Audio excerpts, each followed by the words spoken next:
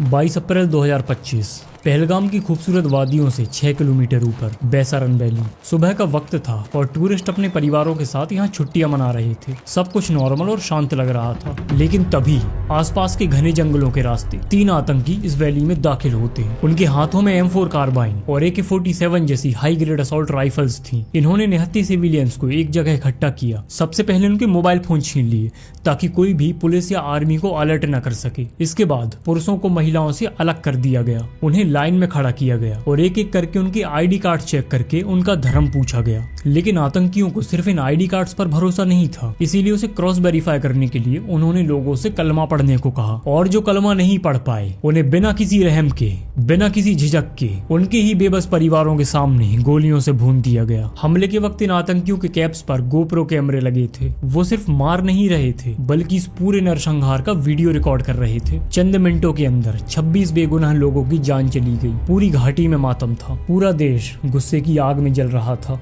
और इसी हमले का जवाब देने के लिए भारत ने ऑपरेशन सिंदूर लॉन्च किया। इस बार हमारे फाइटर जेट्स ने पाकिस्तान की सीमा में 150 किलोमीटर से भी ज्यादा अंदर तक जाकर तबाही मचाई और POK में मौजूद 9 बड़े आतंकी लॉन्च पैड और ट्रेनिंग कैंप्स को पूरी तरह तबाह कर दिया गया। इसमें लश्कर-ए-तैयबा, जैश-ए-मोहम्मद और हिजबुल मुजाहिदीन के ठिकाने शामिल थे। इस ऑपरेशन से पाकिस्तान में बैठे आकाओं को तो उनके किए की सजा मिल गई थी, लेकिन जिन 3 आतंकियों ने बैसारन वैली में अपने हाथों से मासूमों पर गोलियां चलाई थी वो अभी भी जिंदा थे और भारत में ही कहीं छुपे हुए थे।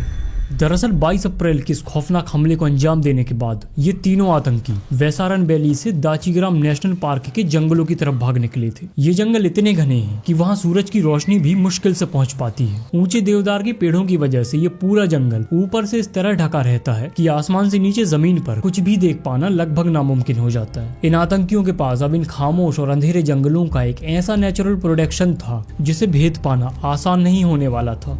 केस की गंभीरता को देखते हुए NIA, जम्मू कश्मीर पुलिस की फॉरेंसिक टीम और आर्मी की टेक्निकल इंटेलिजेंस ने ग्राउंड पर मोर्चा संभाला और उनके आदेश पर बैसारन वैली को तुरंत एक एक्टिव क्राइम सीन घोषित कर दिया गया। जांच उसी जगह से शुरू हुई जहां गोलियां चली थीं। क्राइम सीन से M4 कार्बाइन और AK-47 की बुलेट केसिंग्स बरामद हुए। जब इन केसिंग्स को पिछले डेटाबेस से मैच किया गया तो केस का एक बहुत बड़ा सुराग हाथ लगा। ये कंफर्म हो गया कि ये बिल्कुल वही हथियार थे जो 6 महीने पहले अक्टूबर 2024 के ज़ेड-मोर टनल हमले में इस्तेमाल हुए थे, जिसमें 7 बेगुनाह लोग मारे गए थे। हथियार तो पहचाने जा चुके थे, लेकिन इन्हें चलाने वाले आतंकी अभी भी जंगलों में कहीं छुपे हुए थे। एजेंसियां जानती थी कि बिना किसी लोकल सपोर्ट के ये 3 आतंकी इतने रिमोट एरिया में ना तो सर्वाइव कर सकते थे और ना ही हमले के बेस तक पहुंच सकते थे। इसी थ्योरी पर काम करते हुए NIA और जम्मू कश्मीर की पुलिस ने शुरू की रिवर्स ट्रैकिंग। सबसे पहले बैसारन वैली से जुड़े सभी कच्चे रास्तों और 4 से 5 किलोमीटर के दायरे में मौजूद गुर्जर बस्तियों और पहाड़ी झोपड़ियों की लिस्ट बनाई गई। इसके बाद शुरू हुआ पूछताछ का एक बड़ा सिलसिला। NIA ने 2800 से ज्यादा लोगों से इंटेरोगेशन की। एक तरफ इन लोगों से पूछताछ चल रही थी और दूसरी तरफ आर्मी इंटेलिजेंस ने अपने लोकल मुखबिरों को एक्टिव कर दिया था। और तभी इन्वेस्टिगेशन को एक सॉलिड लीड मिली। सुराग मिला कि बैसारन वैली से करीब 2 किलोमीटर दूर एक ढोक में हमले के ठीक एक रात पहले कुछ संदिग्ध हरकत देखी गई थी। यह ढोक बशीर अहमद जुथार और परवेज अहमद जुथार का था। पुख्ता सबूत मिलने के बाद 22 जून 2025 को सुरक्षा बलों ने बशीर और परवेज को हिरासत में ले लिया। शुरुआत में उन्होंने अनजान बनने की कोशिश की, लेकिन जब कड़ाई से पूछताछ की गई तो वे टूट गए और उन्होंने जो राज उगला उससे उस रात की पूरी कहानी सामने आ गई। उन्होंने कबूला कि हमले के ठीक एक रात पहले करीब रात 8 बजे 3 आतंकी भारी हथियारों के साथ उनके ढोक पर आए थे। परवेज पहले से ही लश्कर के इस नेटवर्क के टच में था। इन्होंने आतंकियों को रात भर पनाह दी, उन्हें खाना खिलाया और अगली सुबह जब आतंकी बैसारन वैली में नरसंहार करने के लिए निकले तो उन्होंने परवेज की पत्नी को 2500 रुपए दिए, जिसमें 500-500 के 5 नोट थे और साथ ही एक धमकी दी कि अगर मुंह खोला तो अंजाम बहुत बुरा होगा। परवेज के इन बयानों के आधार पर ही आतंकियों के स्केच बनवाए गए और जब इंटेलिजेंस ने इन स्केचेस की गहराई से जांच की तो इन्वेस्टिगेशन में एक और खौफनाक बात सामने आई। ये तीनों कोई आम आतंकी नहीं थे, बल्कि पाकिस्तान की ISI और SSG कमांडो के द्वारा तैयार की गई एक किलिंग मशीन थे। इस हमले का मास्टरमाइंड था सुलेमान, लश्कर-ए-तैयबा का टॉप टियर आतंकी, जिसे ISI ने चुना था और SSG कमांडो के द्वारा ट्रेनिंग करवाई गई थी। और इस नरसंहार में उसके साथ थे उसके 2 हाईली ट्रेंड साथी, हमजा और जिब्रान। हमले के तुरंत बाद आतंकी सीधा जंगलों की तरफ भाग गए थे। पहलगाम और उसके आगे दाचीग्राम नेशनल पार्क का जंगल इतना घना है कि वहाँ सूरज की रोशनी भी मुश्किल से जमीन तक पहुँच पाती है। इसने आतंकियों के लिए एक नेचुरल शील्ड का काम किया। इसी वजह से आर्मी के सैटेलाइट्स और ड्रोन जमीन पर किसी भी इंसान की मूवमेंट को डिटेक्ट नहीं कर पा रहे थे। आने वाले 2 से 3 महीनों के बीच का यह समय भारतीय सेना और सुरक्षा एजेंसियों के लिए एक बहुत बड़ा चैलेंज होने वाला था। आतंकियों की पहचान तो हो गई थी, लेकिन उन्हें इतने विशाल और दुर्गम इलाके में खोजना भूसे के ढेर में सुई ढूंढने जैसा था। सुलेमान और जिब्रान हाईली ट्रेंड थे। उन्हें पता था कि अगर उन्होंने कोई भी कम्युनिकेशन डिवाइस ऑन किया तो इंडियन आर्मी का साइजेंट उन्हें तुरंत ट्रेस कर लेगा। इसीलिए वो हफ्तों तक रेडियो साइलेंस पर रहे। वो पीओके में बैठे अपने हैंडलर से संपर्क करने के लिए एनक्रिप्टेड डिवाइस का इस्तेमाल करते थे, लेकिन वह भी चंद सेकंड्स के लिए। मशीन ऑन होती, एक छोटा सा मैसेज जाता और तुरंत बंद हो जाती। इससे लोकेशन का एक रफ आइडिया तो मिलता, लेकिन सटीक पॉइंट लॉक नहीं हो पाता था। साथ ही वो लगातार अपनी लोकेशन बदल रहे थे। वशीर और परवेज के पकड़े जाने के बाद आतंकियों ने आम पहाड़ी बस्तियों में जाना बिल्कुल बंद कर दिया था, ताकि आर्मी का कोई मुखबिर उन्हें देख न ले। वो पूरी तरह से जंगली झरनों के पानी और बचे कुछ ही राशन पर सरवाइव कर रहे थे। दूसरी तरफ आर्मी भी जल्दबाजी में जंगल के अंदर घुसने की गलती नहीं कर सकती थी, क्योंकि इतने घने जंगल में बिना सटीक लोकेशन के सर्च ऑपरेशन चलाने का मतलब था आतंकियों को घात लगाकर हमला करने का मौका देना। इसीलिए सेना ने एक ग्रिड पैटर्न अपनाया। उन्होंने उस जंगल की सभी एग्जिट पॉइंट्स और वाटर स्ट्रीम्स को ब्लॉक कर दिया। सेना आतंकियों को थकाने और उनसे बस एक गलती करवाने का इंतजार कर रही थी। लगभग 2.5 महीने जंगलों में भटकने के बाद जुलाई के मिड में आतंकियों का राशन और ताकत पूरी तरह खत्म होने लगी। फ्रस्ट्रेशन और घबराहट में आगे का रास्ता या सप्लाई मांगने के लिए उन्होंने अपना एनक्रिप्टेड रेडियो डिवाइस थोड़ा ज्यादा देर तक ऑन रखा। एनटीआरओ की टीम बस इसी एक पल का इंतजार कर रही थी। सिग्नल इंटरसेप्ट हुआ और दाचीग्राम के उस खास हिस्से में उनकी लोकेशन 100% पिन पॉइंट हो गई।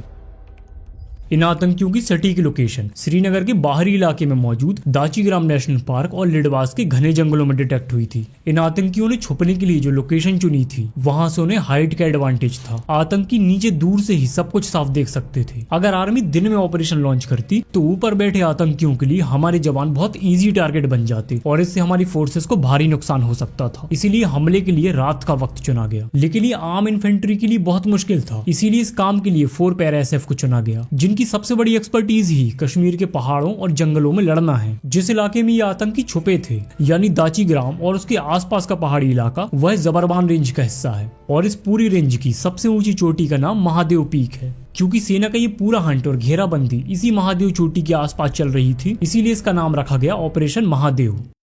27 जुलाई 2025 की रात को सटीक लोकेशन ट्रेस होने के बाद 4 पैरा एसएफ और 24 राष्ट्रीय राइफल्स के जवानों ने अंधेरे का इस्तेमाल करते हुए अपनी मूवमेंट शुरू की। 24 राष्ट्रीय राइफल्स के जवानों ने जंगल के बहुत अंदर तक जाकर उस खास इलाके के चारों ओर कई किलोमीटर के दायरे में एक मजबूत घेरा बना लिया, ताकि आतंकी उस इलाके से बाहर न निकल सके। 24 राष्ट्रीय राइफल्स ने जंगल के अंदर जो घेरा बनाया, 4 पैरा एसएफ के कमांडोज उस घेरे के भी अंदर गए। उनका काम था बिल्कुल खामोशी से रेंगते हुए आतंकियों के ठिकाने के एकदम करीब पहुंचना और उन पर सीधा असॉल्ट करना। अंधेरे में देखने के लिए कमांडोज ने नाइट विजन गॉगल्स और थर्मल साइट्स का इस्तेमाल किया। पूरी असॉल्ट टीम रेडियो साइलेंस पर थी, यानी वॉकी टॉकी पर भी कोई बातचीत नहीं। टीम के बीच कोऑर्डिनेशन के लिए सिर्फ टैक्टिकल इशारों का इस्तेमाल किया जा रहा था। लेकिन पहाड़ी जंगल में सन्नाटा इतना होता है कि एक सूखी टहनी के टूटने की आवाज भी आतंकियों को अलर्ट कर सकती थी।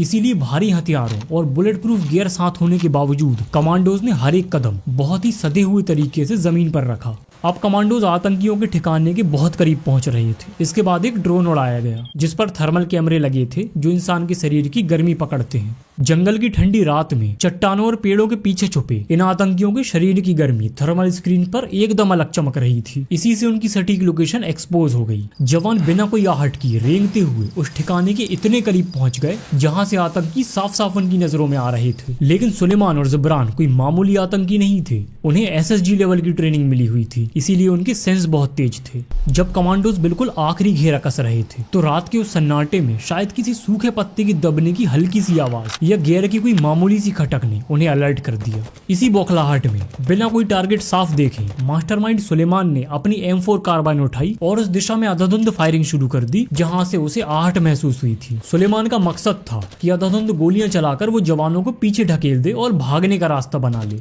लेकिन यही उसकी सबसे बड़ी गलती थी। उसकी गोलियों की चमक ने अंधेरे में उसकी लोकेशन पूरी तरह एक्सपोज कर दी। फायरिंग होती ही 4 पैरा एसएफ ने वहीं अपनी पोजीशन ले ली। उन्होंने नीचे से आतंकियों पर भारी कवर फायर देना शुरू कर दिया। इस लगातार हो रही फायरिंग की वजह से आतंकियों को लगा कि पूरी आर्मी उनके सामने ही है और वो अपना पूरा फोकस और गोलियां बस सामने की तरफ बरसाने लगे। इसी का फायदा 4 पैरा एसएफ की दूसरी असॉल्ट टीम ने उठाया। उन्होंने साइड के घने और ऊबड़ खाबड़ रास्तों का इस्तेमाल करते हुए खामोशी से आतंकियों के पीछे से चढ़ाई शुरू कर दी। जैसे ही कमांडो पीछे से ऊपर पहुंचे तो आतंकियों का हाइट एडवांटेज पूरी तरह खत्म हो गया। जब तक वो कुछ समझ पाते और अपनी बंदूकें पीछे की तरफ घुमाते तब तक बहुत देर हो चुकी थी। इस क्रॉस फायरिंग में उनके पास छुपने के लिए कोई जगह नहीं बची और इस इंटेंस फायरिंग में सबसे पहले हमजा और जिब्रान मारे गए। लेकिन सुलेमान इन तीनों में सबसे शातिर था। उसे पाकिस्तान की एसएसजी की ट्रेनिंग मिली थी। जब उसने देखा कि पीछे से भी हमला हो गया है और उसके दोनों साथी मारे गए हैं तो उसने एक बड़ी चट्टान की मजबूत आड़ ले ली। वह अकेला होने के बावजूद हार मानने को तैयार नहीं था और अपनी M4 कार्बाइन से लगातार जवानों पर सप्रेसिव फायर करता रहा। लेकिन अब वो चारों तरफ से घिर चुका था। कुछ ही देर की भीषण गन फाइट के बाद 4 पैरा एसएफ के कमांडोज की गोलियों ने उस चट्टान के पीछे सुलेमान को भी हमेशा के लिए शांत कर दिया। घाटी में गूंज रही गोलियों की आवाज अचानक थम गई और पूरे जंगल में भारी खामोशी छा गई। लेकिन 4 पैरा एसएफ के कमांडोज तुरंत उसके करीब नहीं गए क्योंकि ये एसएसजी ट्रेंड आतंकी थे जो अक्सर मरने का नाटक करते हैं या अपनी बॉडी के नीचे लाइव बम दबा कर रखते हैं। इसीलिए जवानों ने अपनी पोजीशन होल्ड की और एक दूसरे को कवर देते हुए बेहद सावधानी से आगे बढ़े। जब यह पूरी तरह कंफर्म हो गया कि मास्टरमाइंड सुलेमान शाह समेत तीनों आतंकियों की सांसें हमेशा के लिए रुक चुकी हैं, तब एरिया को क्लियर डिक्लेयर किया गया। मारे गए आतंकियों के पास से उनकी M4 कार्बाइन्स और एक एनक्रिप्टेड रेडियो सेट बरामद हुआ। इसके अलावा भारी मात्रा में गोला बारूद, पाकिस्तानी दवाइयां और सर्वाइवल के लिए बचे खुचे सूखे मेवे भी मिले। जब मारे गए आतंकियों और उनके हथियारों को श्रीनगर लाया गया तो फॉरेंसिक और बैलिस्टिक जांच ने इस पूरे ऑपरेशन पर आखिरी मोहर लगा दी। रिपोर्ट से ये 100% साबित हो गया कि ये वही M4 राइफल्स थी जिनसे 22 अप्रैल को वैसारन में गोलियां चली थी। ऑपरेशन महादेव सिर्फ एक मिलिट्री ऑपरेशन नहीं था बल्कि ये 96 डेज का एक ऐसा अटूट संकल्प था जिसने ये साबित कर दिया कि भारत अपने बेगुनाहों की जान लेने वालों को कभी नहीं छोड़ता, चाहे वो किसी भी बिल में ही क्यों ना छुप जाए। आज पहलगाम की उस खूबसूरत वैरासन वैली में शांति फिर से लौट आई है। देवदार के वो ऊंचे पेड़ आज भी वैसे ही खड़े हैं। लेकिन 22 अप्रैल 2025 की उस खौफनाक सुबह को देश कभी नहीं भूल सकता।